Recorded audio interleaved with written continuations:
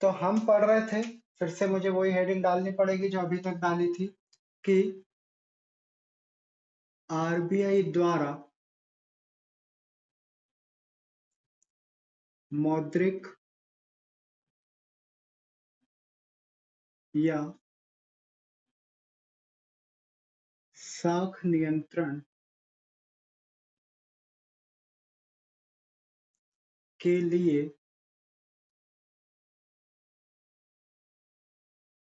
अपनाए जाने वाले उपाय, अपनाए जाने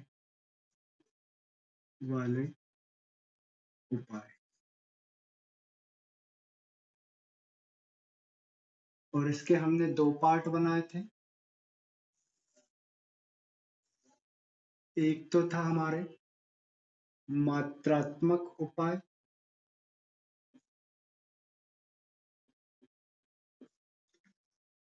और दूसरा हमारे थे गुणात्मक उपाय। मात्रात्मक उपाय में हमने जो उपाय पढ़े थे उसमें पढ़ा था सबसे पहला तो बैंक दर, जिस दर पर आरबीआई व्यापारिक बैंकों को दीर्घकालीन ऋण प्रदान करती है। दूसरा हमने पढ़ा था रेपो दर, जिस पर आरबीआई व्यापारिक बैंकों को अल्पकालीन ऋण प्रदान करती है। तीसरा हमने पढ़ा था रिवर्स रेपो दर, जिस दर पर आरबीआई व्यापारिक बैंकों से ऋण लेती है। चौथा हमने पढ़ा था नकद कोष अनुपात, जिसको हमने शॉर्ट में बोला था CRR। मतलब ये वो दर है जहां प्रत्येक व्यापारिक बैंकों को आरबीआई के पास एक निश्चित राशि जमा करके रखनी पड़ती है, एक निश्चित प्रतिशत जमा करना पड़ता है जो भी उन्होंने जनता से वसूला उसका। फिर था वैधानिक तरलता अनुपात, कि प्रत्येक बैंक को जनता से जो भी जमा हुआ है उसका कुछ प्रतिशत अपने पास तरल रूप में, मतलब नगद रूप में जमा करके रखना पड़ता है, जिसको हम बोलते हैं एसएलआर, स्टैट्यूटरी लिक्विडिटी रेशियो। ये पांचों हमने पढ़े थे। साथ ही हमने ये भी जाना था कि इसमें से कोई सा भी प्रतिशत उठा लो, ये सभी प्रतिशत में रहते हैं भाई, ये भी प्रतिशत है, ये भी प्रतिशत है, ये भी प्रतिशत है, ये भी प्रतिशत है, और ये भी प्रतिशत है। इसमें से कोई सा भी प्रतिशत उठा लो, अगर वो प्रतिशत को इंक्रीज करोगे तो देश में जो भी मुद्रा की आपूर्ति है, अर्थव्यवस्था में जितनी भी मुद्रा चल रही है, वो मुद्रा की आपूर्ति में कमी आ जाएगी। और अगर इसमें से किसी भी प्रतिशत को कम करेंगे तो देश में मुद्रा की आपूर्ति बढ़ जाएगी। ये हमने जाना था। इस तरीके से आरबीआई मुद्रा या साख का नियंत्रण करती है, यानी इस परसेंटेज को बढ़ा घटा के अर्थव्यवस्था में मुद्रा की आपूर्ति को वो कम करती है या बढ़ाती है। ये पांच हमने देखे थे मात्रात्मक उपाय। अब आज हमको देखने हैं गुणात्मक उपाय, जिसमें पहले नंबर का हमारा गुणात्मक उपाय है उधार प्रतिभूति अंतर। अभी उधार प्रतिभूति अंतर क्या होता है, तो पहले हम इसको लिख भी लेते हैं फिर समझ लेते हैं कि व्यापारिक बैंकें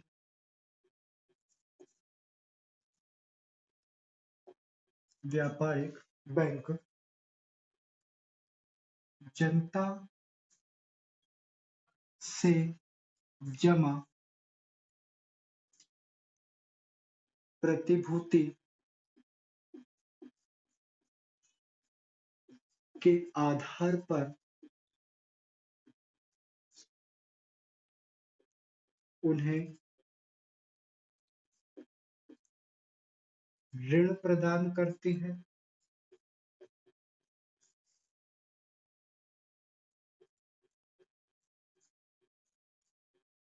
तथा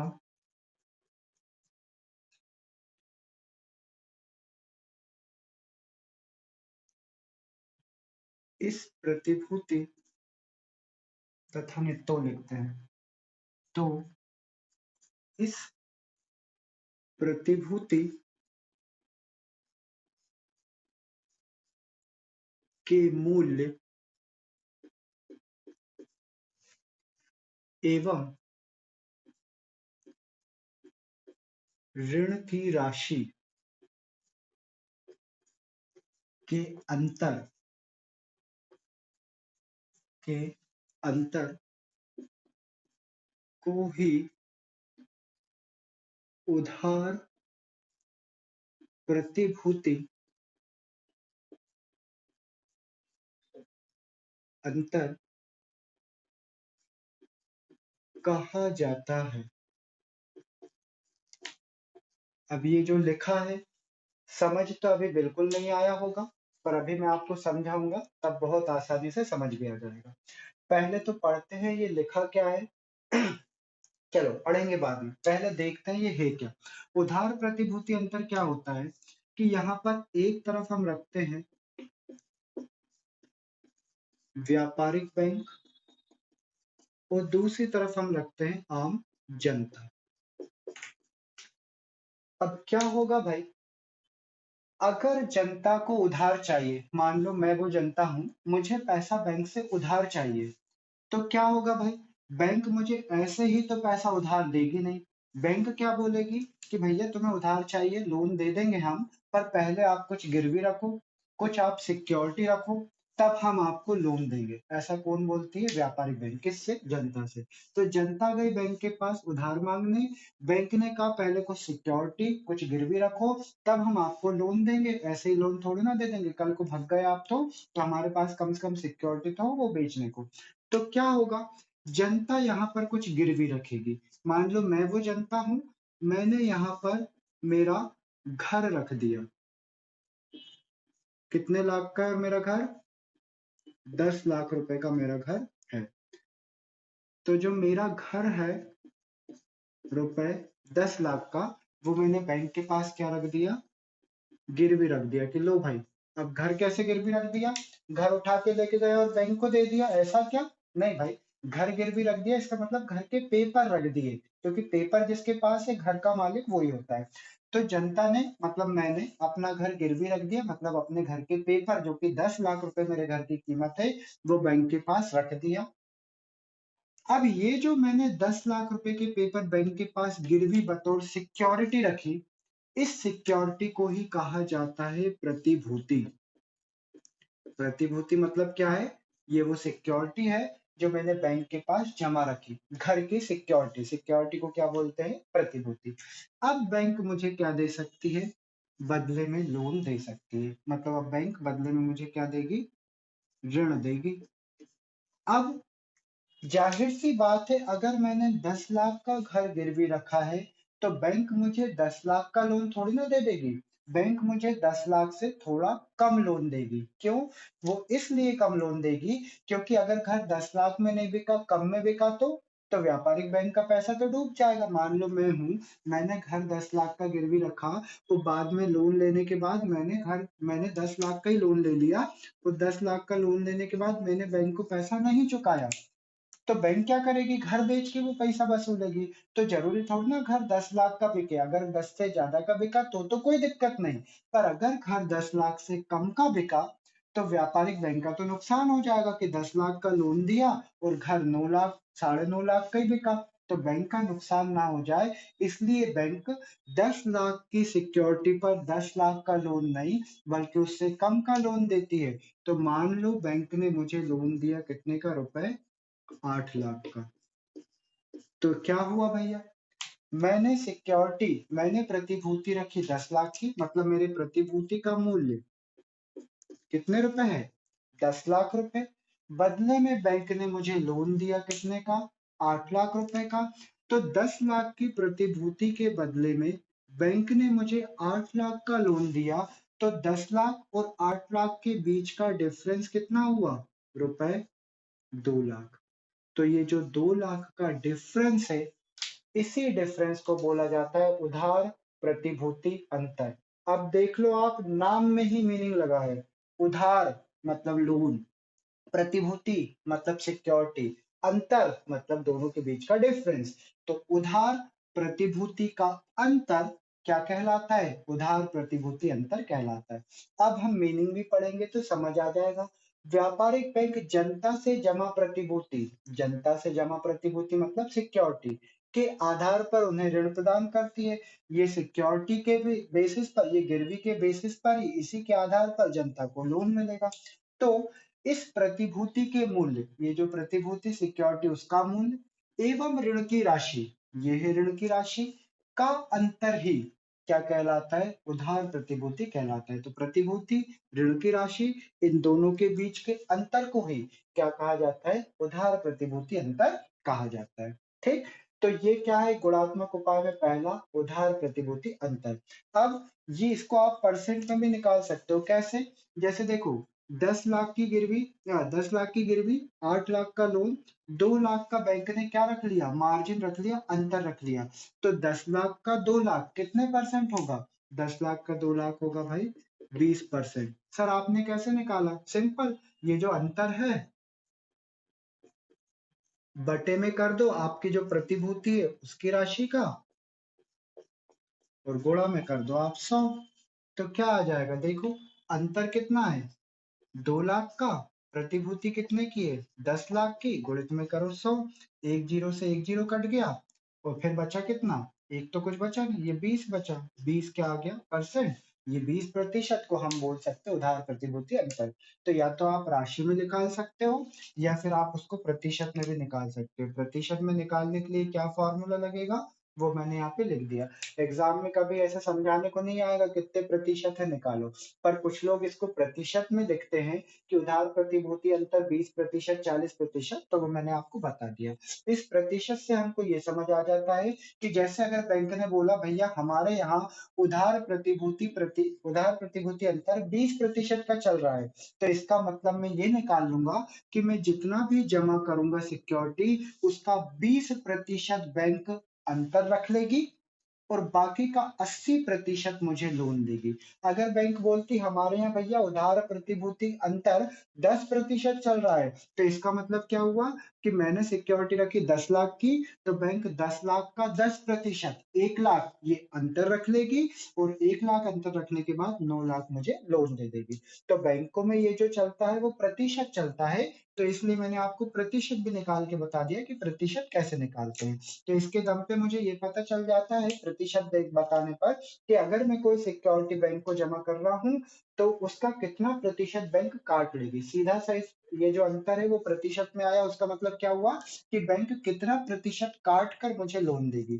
तो जितना जमा करूंगा, अगर बैंक बोल रहे 20%, यानी इस जमा का 20% बैंक काट लेगी, अंतर रख लेगी, और बाकी का जो मुझे क्या देगी? लोन के रूप में देगी। कल को अगर मैं ये अमाउंट नहीं चुकाता हूं तो बैंक इस घर को बेच देगी। अब वो घर कितने में बिकेगा? या तो 10 लाख में बिकेगा, तो ठीक है, बैंक ने कितना लोन दिया? 8 लाख। बैंक 8 लाख का पैसा रख के 2 लाख रुपए जनता को वापस कर देगी, अगर 10 लाख में घर बिकता है तो। अगर घर 8 लाख में बिका तो बैंक कहेगी भैया 8 लाख में बिका तो 8 लाख तो मैंने लोन ही दे दिया था, पूरा पैसा मेरा। और अगर घर 12 लाख में बिका तो बैंक क्या कहेगी? मैंने आपको लोन दिया 8 लाख का, वो मेरे, ऊपर के जो 4 लाख है वो तुम्हारे, अगर घर 12 में बिकता है ये तो। ठीक है, चलो। तो ये पहला तो हुआ क्या? उधार प्रतिभूति अंतर। दूसरा, अच्छा, इसमें बात ये आती है कि जैसे हमने ये देखा, ये जो प्रतिशत है इनको बढ़ाते हैं तो मुद्रा की आपूर्ति कम हो जाती। क्या ये प्रतिशत पे भी वही नियम चलेगा? हाँ, मतलब ये जो प्रतिशत लगा है इस पे भी यही नियम चलेगा कि अगर व्यापारिक बैंक या आरबीआई इस प्रतिशत को बढ़ाएगी तो देश में, अर्थव्यवस्था में मुद्रा की आपूर्ति कम होगी, और अगर इस प्रतिशत को कम कर देते हैं आरबीआई व्यापारिक बैंक की, तो ये देश में, अर्थव्यवस्था में मुद्रा की आपूर्ति क्या होगी? बढ़ जाएगी। है ना? मतलब नियम इसमें भी वही चल रहा है जो अभी तक है। अब लास्ट पॉइंट हमारा बचा है गुणात्मक उपाय, और पूरे इन उपायों का वो है नैतिक दबाव की नीति। अब ये नैतिक दबाव की नीति क्या होती है कि देखो भाई, आरबीआई को तो मुद्रा का नियंत्रण करना है, मतलब मुद्रा की आपूर्ति को बढ़ाना या कम करना है, कंट्रोल करना है। उसके लिए आरबीआई के पास 5 ये और 1 ये प्रतिशत वाले हैं। मान लो आरबीआई को मुद्रा की आपूर्ति देश में कम करना है, मान लो, तो आरबीआई क्या करेगी? मुद्रा की आपूर्ति कम करने के लिए प्रतिशत बढ़ा दो, ये और ये सारे प्रतिशत बढ़ा दो। सब प्रतिशत बढ़ा दिए, देश में मुद्रा की आपूर्ति कम हुई, पर फिर भी उतनी कम नहीं हुई जितनी आरबीआई चाहती थी। तो इसका मतलब तो ये हुआ कि आरबीआई ने साम दाम दंड भेद सब अपना लिए, सारे प्रतिशत बढ़ा दिए, फिर भी देश में मुद्रा की आपूर्ति उतनी कम नहीं, कम तो होगी भाई, क्योंकि नियम कहता है ये सब अगर प्रतिशत बढ़े तो देश में मुद्रा की आपूर्ति कम होगी। तो आरबीआई ने ये सब बढ़ा के देश में मुद्रा की आपूर्ति कम तो की, पर उतनी नहीं हुई जितनी की आरबीआई चाहती थी। तो क्या करेगी आरबीआई? वो लास्ट ऑप्शन अपनाएगी, नैतिक दबाव की नीति। नैतिक दबाव की नीति क्या होती है कि आरबीआई जितनी भी व्यापारिक बैंक हैं उनकी मीटिंग बुलाएगी, उनके प्रतिनिधि, उनके मतलब जो उनको रिप्रेजेंट करते हैं वो रिप्रेजेंटेटिव, उनके प्रतिनिधियों को बुलाएगी और प्रतिनिधियों को बुला के कहेगी कि भैया अब लोगों को लोन मत देना, देश में बहुत मुद्रा की आपूर्ति हो रही, मतलब कंट्री में अर्थव्यवस्था में बहुत पैसा फैल रहा है, अब आप किसी को लोन नहीं देंगे, देना है तो बहुत कम मात्रा में लोन देंगे, इससे क्या होगा, अर्थव्यवस्था में पैसा कम होगा। तो इस तरीके से आरबीआई क्या करेगी, दबाव बनाएगी व्यापारिक बैंकों पर। और सर व्यापारिक बैंकों ने नहीं माना तो मानना ही पड़ेगा, क्योंकि व्यापारिक बैंकों को सभी कंट्रोल कौन करता है, आरबीआई, तो आरबीआई का तो फुल नियंत्रण है व्यापारिक बैंकों पर। तो जो आरबीआई कहेगी व्यापारिक बैंकों को तो वो करना ही पड़ेगा। इसलिए आप ये नहीं बोल सकते कि कोई व्यापारिक बैंक है नहीं मैं तो खूब लोन दूंगी, मैं कार के लिए नहीं दूं लोन, तो ऐसा नहीं होता है, जो बोला है वो करना पड़ेगा। तो इस तरीके से आरबीआई प्रेशर बनाएगी किन पर, व्यापारिक बैंकों पर, किस चीज के लिए, मुद्रा या साख को नियंत्रण करने के लिए। तो इसमें हम क्या बताएंगे, इसमें हम बताएंगे कि मौद्रिक या साख नियंत्रण के लिए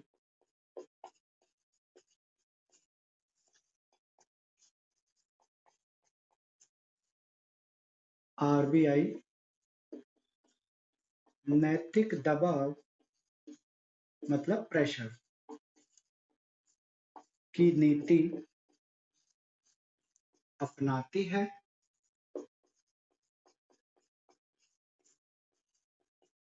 जिसके लिए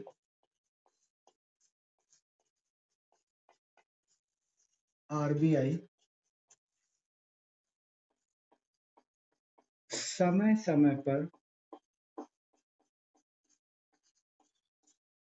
अनुसूचित बैंकों के प्रतिनिधियों की सभाएं बुलाती है। लो, तो इस तरीके से प्रेशर बना के आ गया। सर अनुसूचित बैंक क्या होता? बेटा बैंकों के प्रकार हमने पढ़े थे, जो व्यापारिक बैंक है उसके प्रकार होते हैं सूचित और अनुसूचित बैंक। तो अनुसूचित बैंक जो आरबीआई की लिस्ट में शामिल है, जिस पर आरबीआई का फुल कंट्रोल होता है, वो होते हैं अनुसूचित बैंक। सब पढ़ा हुआ है, इसको मैं यहाँ पे नहीं समझाऊंगा। तो इस तरीके से आरबीआई क्या करती है, बैंकों पर प्रेशर बनाती है और कहती है कि भैया मुद्रा या साख को अब आप लोगों के हाथ में, उसको नियंत्रित करो। मेरे हाथ में तो जितना था उतना मैंने कंट्रोल कर लिया, अब आपके हाथ में, आप लोगों को कंट्रोल करना है। तो इस तरीके से हमने क्या देखे, आरबीआई के वो उपाय जिससे देश में मुद्रा की आपूर्ति को, मतलब मुद्रा या साख को नियंत्रित करते हैं। मुद्रा आपूर्ति मतलब क्या, अर्थव्यवस्था में जितनी भी मुद्रा चल रही है उसे क्या बोला जाता है, मुद्रा आपूर्ति। टेंशन मतलब हमारा नेक्स्ट चैप्टर मुद्रा आपूर्ति है, पर टेंशन इस बात की लो कि मुद्रा आपूर्ति में यही सब पॉइंट फिर से आने वाले हैं। और मैंने पहले ही कहा है कि वहां पर मैं आपको ये किसी भी पॉइंट को एक्सप्लेन नहीं करूंगा, बस इतना बताऊंगा कि इस प्रतिशत को बढ़ाने से मुद्रा आपूर्ति कम होगी, प्रतिशत को कम करने से मुद्रा आपूर्ति बढ़ जाएगी। बस यही मुझको लिखवाना है, क्योंकि ये सबके मीनिंग हम 2 क्लास से पढ़ रहे हैं पिछली, है ना, इन पांचों के लिए 2 क्लास हमने वेस्ट करी है हमारी। तो इसलिए इस पे अब कोई बात नहीं होगी, ये भी हम यहाँ पर पढ़ चुके हैं। इसमें तो मैंने आपको बताया उसके नाम में ही मीनिंग छिपा हुआ है कि उधार और प्रतिभूति। उधार मतलब लोन, प्रतिभूति मतलब सिक्योरिटी, उनके बीच का अंतर यानी डिफरेंस ही क्या कहलाता है, उधार प्रतिभूति अंतर कहलाता है। वो कैसे हुआ ये मैंने आपको यहाँ पर बताया भी, है ना, कि हम जो भी लोन लेते हैं तो हमको कुछ सिक्योरिटी रखनी पड़ती है, उस सिक्योरिटी के बदले में ही बैंक हमको लोन देती है। पर कभी भी हम जितनी सिक्योरिटी रखेंगे बैंक हमको उतने रुपए का लोन नहीं देगी, हमेशा हमारी सिक्योरिटी से कम लोन ही हमको मिलता है। तो सिक्योरिटी से जितना कम हमको लोन मिला, वो अंतर ही हमारा क्या कहलाता है, प्रतिभूति, सॉरी, वो ही हमारा कहलाता है उधार प्रतिभूति अंतर। और उसको कैसे निकालते हैं प्रतिशत में, वो हमने फॉर्मूला देखा। बिना प्रतिशत के सिंपल सा प्रतिभूति और ऋण, उसके बीच की राशि को हम बोल देते हैं उधार प्रतिभूति अंतर। प्रतिशत निकाल के समझाना जरूरी नहीं है, वो तो मैंने बस ऐसे ही बता दिया। और दूसरा हमारा नैतिक दबाव की नीति। ठीक है, तो इस तरीके से हमारा ये उपाय कंप्लीट होते हैं। अब हमारी नेक्स्ट क्लास में हमको केवल और केवल ये पढ़ना है कि आरबीआई की जो स्थापना हुई, तो उस आरबीआई की स्थापना से हमको क्या क्या उपलब्धियां मिली, यानी आरबीआई ने अपनी स्थापना में क्या क्या काम कर दी भाई, ऐसी क्या उपलब्धियां हासिल कर ली, और ऐसी कौन कौन सी जगह है जहां पर आरबीआई फेल हो गई। फेल हो गई मतलब वो उपलब्धियां हासिल नहीं कर पाई। तो हमारी जो नेक्स्ट क्लास रहेगी वो क्या रहेगी, वो इस बारे में रहेगी कि आरबीआई की कौन कौन सी उपलब्धियां हैं, उनने क्या क्या काम कर दिए, और कहाँ कहाँ आरबीआई सफल हो गई, और सॉरी कहाँ कहाँ आरबीआई असफल हो गई, मतलब असफलताएं। तो हम देखेंगे आरबीआई की सफलताएं और असफलताएं नेक्स्ट क्लास में। तो तब तक के लिए bye bye to all of you, thank you so much.